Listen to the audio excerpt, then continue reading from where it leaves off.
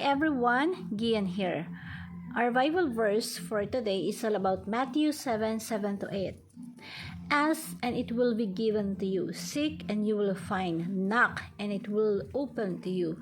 For everyone who asks receives, and the one who seeks find, and to the one who knocks it will be open. Napakaganda po ng verse po natin ngayon. Because ang panalangin po,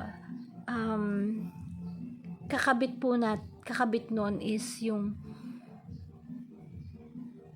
pagtitiwala natin sa ating Panginoong Diyos. Prayer moving the hand of God. So, prayer is a moving the hand of God. Patungkol po itong prayer na to sa paghingi sa ating Diyos. Ask and it will be given to you. Seek and you will find. And the one who knocks, it will be open. So, sa buhay po natin, kailangan po pagka humingi tayo sa God, ipinagkakatiwala na natin sa Kanya. Example, yung bata, yung 1-year-old, pag may gusto sila, ang gagawin nila, kukunin nila yung kamay mo, iaabot nila dun sa bagay na gusto nila. So, ganun din po tayo bilang anak ng Ama. Na kung saan, kailangan po tayong humawak sa pamay ng ating Panginoong Diyos. Na siya yung makakatulong sa atin sa bagay na gusto natin makuha. Kahit ano pa yung gusto mo na yon, pagkasama mo yung Diyos, pagkasama mo yung ating Ama, na nagtiwala ka sa Kanya, na makukuha mo yung bagay na yun kasi hawak mo yung kamay ng Panginoon Diyos at hindi Kanya pababayaan. Yung pagiging humble yourself at sabihin mo sa Lord na, Lord, hindi ko kayang abutin to. Pero ikaw, alam ko, naniniwala kung kaya mo itong makuha. Kaya mo itong abutin. Tulungan mo akong makuha ito. So, kaya sa inyo, mas maganda na sa atin, kumatok tayo sa ating Panginoong Diyos. Hawakan natin yung kamay niya na siya yung mag-guide sa buhay natin doon sa pangarap, sa bagay, sa goal na gusto natin makuha. Panghawakan natin yung kamay niya sapagkat yung kamay ng ating Panginoon, ng Ama natin, siya yung may kayang umabot ng kahit anong bagay. So prayer is an acting like a child to the Father, na andun yung attitude mo that you are humbly said, please tulungan mo ko, i-guide mo kung makuha tong bagay na to kasi hindi ko siya abot. Hindi ko siya kayang abutin pag ako lang. So bilang Ama, nauunawaan ng Ama kung ano yung best para sa atin. Minsan kasi kung ano yung hinihingi natin, inaabot natin, yun yung mga bagay na hindi tayo aware na hindi pala yun makakabuti sa atin. So ganun din po ang Diyos sa buhay natin.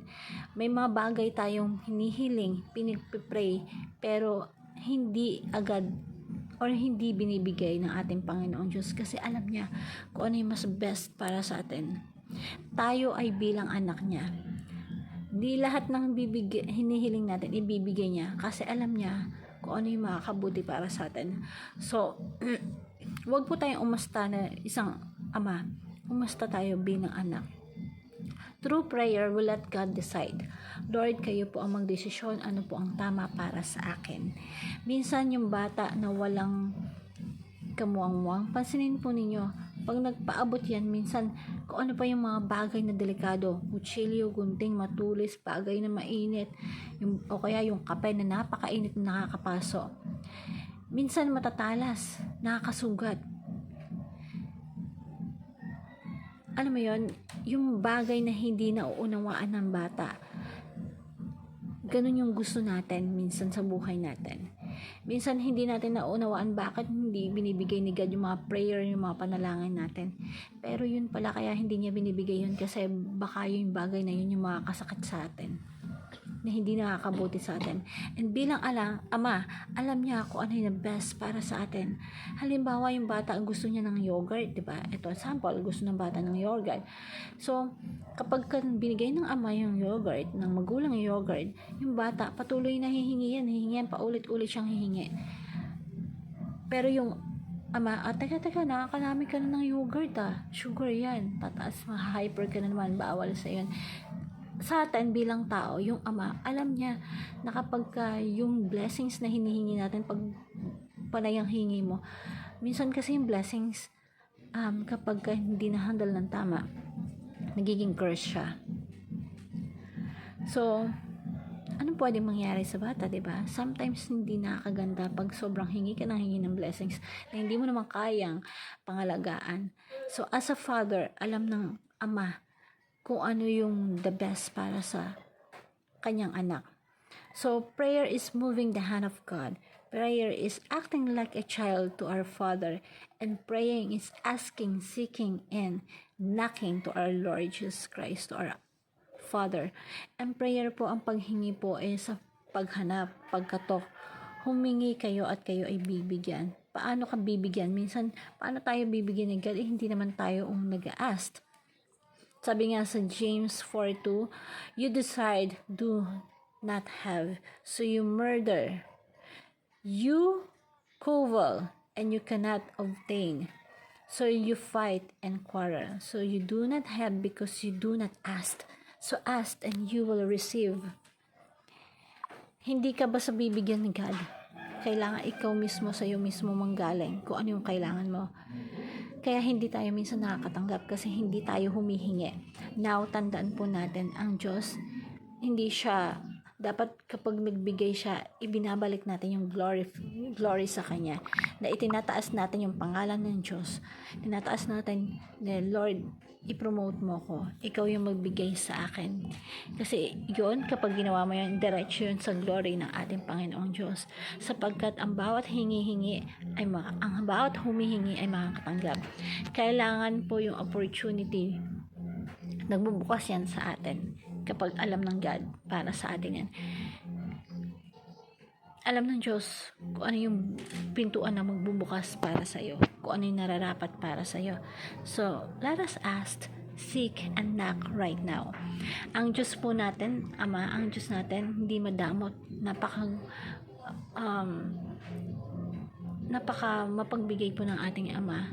Tanggapin po natin na siya yung pagka binigay mo sa Kanya, yung hinihiling mo, siya yung magdidesisyon para sa iyo because that is according to infinite wisdom of God, kung ano yung hinihingi natin. When God decide, that's according to His wisdom. Alam po ng ating Panginoon yung ginagawa niya at ang pinakamainam para sa atin. Halimbawa, humihingi tayo ng pagpapala, humihingi tayo ng kaperahan, prosperity sa ating Panginoon. Minsan, yung intention natin, okay naman, maganda naman Pero minsan yung hinihingi natin, hindi pala yun ang nakakabuti sa atin. Minsan yun pala yung bato na ipupukpok natin sa ulo natin or yung matulis na bagay na makakasakit sa atin. Example, nananalangin tayo ng babae o lalaki, ng partner natin, pero later on sa buhay mo, marirealize mo na tama kaya hindi yun binigay ni God sa atin kasi mas may tamang tao para sa atin. Alam ng Diyos kung ano yung para sa atin pang habang buhay, kaya infinite wisdom, galing yun sa infinite wisdom ni God kasi yun yung gusto niya, yung pangmatagalan, hindi pangmadalian. Ganun ang ating Ama. Bilang Ama, alam niya kung ano yung the best para sa anak niya. And kung titignan mo yung bata, 'di ba? Minsan kapag hinayaan mo lang 'yan, ang kukunin niyan gunting, kutsilyo. Yung something na makakasakit sa kanila pero hindi sila aware. Ganun din po tayo, hindi tayo aware sa mga bagay na hinihingi natin. Pero ang Panginoong Diyos, ang Ama natin, aware siya kung ano na para sa atin. So I want to share with you the simple prayer na Lord, Heavenly Father, from now on I will ask, seek, and knock. You said in your word that who's asked, receive, and the one who seeks, find, and the one who knocks will be open. So, Sovereign Lord, please answer my prayers. Open the doors of opportunity for me and I will glorify you by showing me your blessings. Bless me, Lord, according to your gloriosity. May your name be glorified. In Jesus' name I pray. Amen. Thank you po and God bless everyone.